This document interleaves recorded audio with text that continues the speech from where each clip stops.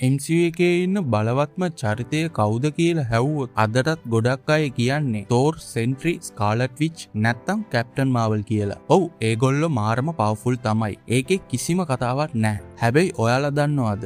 ඇත්තටම MCU එකේ දැනට ඉන්න most powerful චරිතය ඔය කවුරුත් නෙවෙයි කියලා. ඒ චරිතය කොච්චර බලවත්ද කියනවා නම් එයාට පුළුවන් එකම වෙලාවක තෝර් සහ කැප්ටන් මාවල්ගේ බලයන් එකතු කරලා ඕනෑම ලොකු විලන් කෙනෙක්ට විතරක් නෙවෙයි සෙන්ට්‍රි වගේ ගෝඩ් ලෙවල් චරිතයකට වුණත් ලොකු අභියෝගයක් දෙන්න.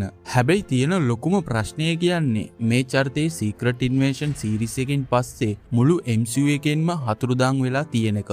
දැන් මතකද ඔයාලට කවුද කියලා? ඔව් මම මේ කතා කරන්නේ ගායා ගැන. නැත්නම් අපි හැමෝම දන්න විදියට MCU එකේ දැනට ඉන්න එකම සුපර් ස්ක්‍රල් චරිතය ගැන. සීක්‍රට් ඉන්වේෂන් සීරීස් එකේ අන්තිම එපිසෝඩ් එක බලපු අයට මතක ඇති. මේ චරිතය ඇවෙන්ජර්ස්ලා ඔක්කොගේම DNA සහ පවර්ස් Tamanගේ ඇඟට ගත්තා. හැබැයි සීරීස් එක ඉවර වුණු දවසේ ඉඳන් අද වෙනකම්ම මාවල්ලා මේ චරිතය ගැන කිසිම තැනක කතා කරන්නේ නැහැ. අලුතෙන් ආපු මූවිස් වලත් එයා ගැන පොඩිම හරි හින්ට් එකක්වත් දුන්නේ නැහැ. ඉතින් අද වීඩියෝ එකකින් අපි කතා කරන්න යන්නේ ඇයි ගායා කියන්නේ MCU එකේ ඉන්න බලවත්ම කෙනා වෙන්නේ? එයාට තියෙන සුපිරිම බලය මොනවද? මාවල්ලා ඇයි මේ වගේ සුපිරි චරිතයක් හංගගෙන ඉන්නේ? එහෙනම් වැඩි කතාවක් නැතුව කෙලින්ම වීඩියෝ එකට යමු.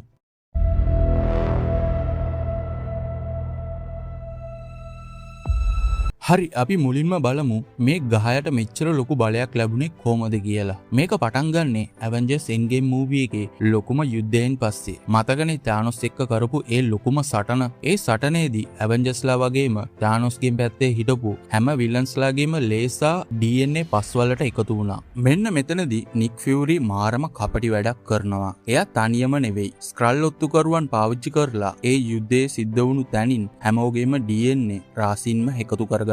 මේ ප්‍රොජෙක්ට් එකට ෆියුරි දැම්ම නම තමයි The Harvest. නික් ෆියුරි මේක හැදුවේ අනාගතයේදී ඇවෙන්ජර්ස්ලා නැති වුණොත් Earth එක බේරගන්න පුළුවන් සුපිරිම ආයුධයක් විදියටයි. සීක්‍රට් ඉන්වේෂන් එකේදී ග්‍රැවික් කියන කැරලිකාර ස්ක්‍රල් නායකයා මේ ආවස්ට් එක හොරකම් කරන්න හැදුවා. හැබැයි අන්තිමේදී ගහයා ෆියුරි වගේ රඟපාලා ග්‍රැවික්ව රවට්ටලා මේ මුළු ආවස්ට් එකම Tamanගේ සිරුරට විද ගන්නවා. ඒ කියන්නේ ලෝකයේ ඉන්න ප්‍රබලම ජීවින්ගේ DNA දැන් තියෙන්නේ ගහයාගේ හැඟ ඇතුලේ. දැන් බලමු ගහයාගේ හැඟ ඇතුලේ කාගේද පවර්ස් තියෙන්නේ කියලා. මේක හැව්වම ඔයාලට හිතේ මේක නිකන් චීට් කෝඩ් එකක් දාලා හදපු චරිතයක් වගේ කියලා. පළවෙනි එක කැප්ටන් මාවල්ගේ කොස්මික් පවර් එක නිසා ගහයාට පුළුවන් අභ්‍යවකාශයේ වුණත් මාරම ස්පීඩ් එකකින් පියාසර කරන්න. සීක්‍රට් ඉන්වේෂන් එකේ ග්‍රැවික් එක කරපු ෆයිනල් ෆයිට් එකේදී අපි දැක්කා ගහයා ආසේ ඉඳන් පට්ටම විදියට සටන් කරන්නේ කැප්ටන් මාවල්ගේම මේ කොස්මික් ශක්තිය පාවිච්චි කරලා.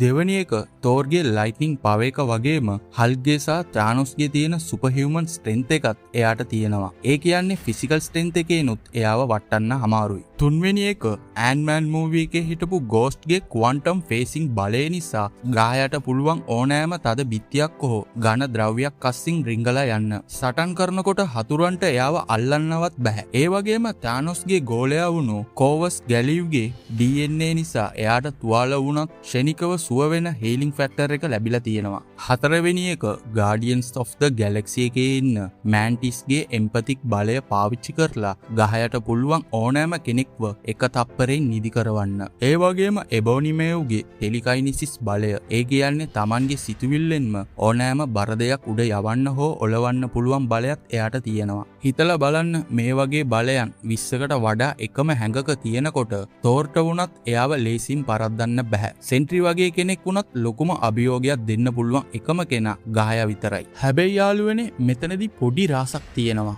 මාවල් කොමික්ස් බලපු අය දන්නවා කොමික්ස් වල ඉන්න ගහයා කියන්නේ මේ වගේ ගෝඩ් ලෙවල් සුපර් ස්ක්‍රල් කෙනෙක් නෙවෙයි. කොමික්ස් වල ගහයා කියන්නේ සාමාන්‍ය ස්ක්‍රල් ඔත්තුකාරියෙක් විතරයි. එයාට තිබුණේ වෙනත් ස්ක්‍රල්ලාට වගේම Tamanගේ රූපය විතරක් වෙනස් කරගන්න පුළුවන් සාමාන්‍ය බලයක් විතරයි. ඒ කියන්නේ මාවල්ලා MCU එකට මේ ගහයා කියන කැරක්ටර් එක ගෙනල්ලා The Harvest කියන කොන්සෙප්ට් එකත් එක්ක එකතු කරලා MCU එක වෙනුවෙන්ම හදපු අලුත්ම ඕවර්පවර්ඩ් චරිතයක් තමයි මේ. එහෙනම් ඇයි මෙච්චර බලවත් චරිතයක් සීක්‍රට් ඉන්වේෂන් සීරීස් එකෙන් පස්සේ MCU එකේ කොහෙවත් පේන්න නැත්තේ?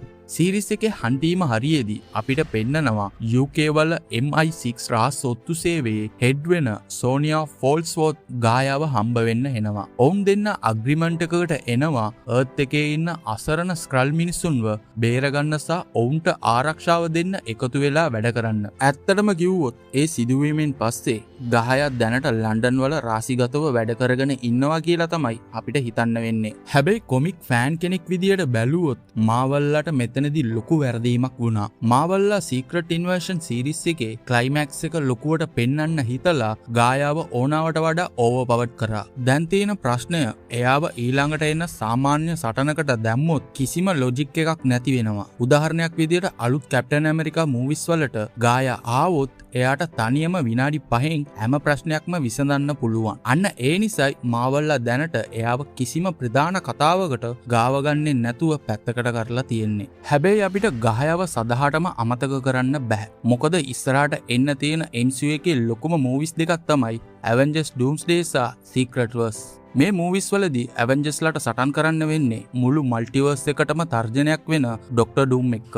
ඩොක්ටර් ඩූම් වගේ මුළු මල්ටිවර්ස් එකම පාලනය කරන්න හදන භයානකම විලන් කෙනෙක්ව පරද්දන්න නම් ඇවෙන්ජර්ස්ලාට සාමාන්‍ය බලය මදි වෙනවා. අන්න ඒ වගේ වෙලාවක නික් ෆියුරිට සිද්ධ වෙනවා Taman අංගගෙන ඉන්න ලොකුම තුරුම්පුව පාවිච්චි කරන්න.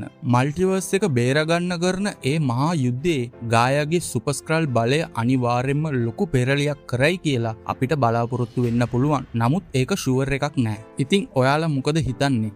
ගායා හැත්තටම තෝර් සහ කැප්ටන් මාවල්ට වඩා බලවත්ද? නැත්නම් මාවල්ලා එයාව මේ විදියට හංගලා තියෙන එක සාධාරණද? ඔයාලගේ අදහස් පල්ලෙහින් කමෙන්ට් කරන්න. මට මොනවා හරි වැරදිලා තියෙනවා නම් මිස් වෙලා තියෙනවා නම් අනිවාර්යෙන් පහලින් කමෙන්ට් එකක් දාගෙන යන්න. වීඩියෝ එකට කැමති නම් ලයික් එකක් දාලා යාළුවන්ටත් බලන්න ෂෙයා කරන්න. තවම channel එක subscribe කරලා නැත්නම් දැම්ම subscribe කරලා bell icon එක ඔබලා තියාගන්න. එහෙනම් ඊළඟ සුපිරිම වීඩියෝ එකකින් ඉක්මනටම හමු වෙමු. හැමෝටම සුබ දවසක්.